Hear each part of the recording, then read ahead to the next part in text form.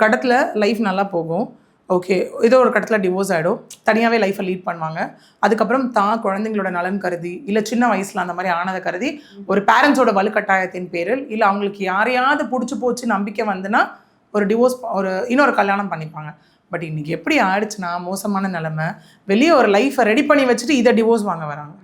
இன்னும் கொடுமை என்ன நடக்குது அப்படின்னா, ஒரு நம்மக்கிட்டே கிளைண்ட்ஸ்லாம் வரும்போது சில பேர் வந்து ரெண்டு பையன் பொண்ணாக வருவாங்க. நம்ம நினைப்போம் ஹஸ்பண்ட் ஒய்ஃபாக வராங்க போல், சரி எப்படியாவது பேசிடலாம், பேசி புரிய வச்சிடலாம், டிவோர்ஸ்லாம் இல்லைங்க. ஏன்னா எல்லாம் நினச்சிக்கிறாங்க டிவோர்ஸ் இஸ் அன் எண்டுன்னு.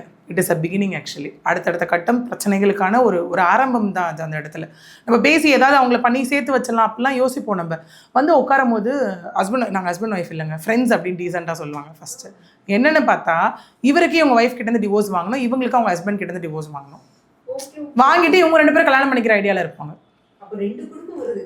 ரெண்டு குடும்பம் வருது. அதே தான். எப்படி ஆயிடுச்சுன்னா இப்போது வெளியே வேற ஒரு லைஃப்பில் அட்ராக்ட் ஆகி இருக்க லைஃப்பை விட்டு போகிற அளவுக்கு ஆகிடுச்சு.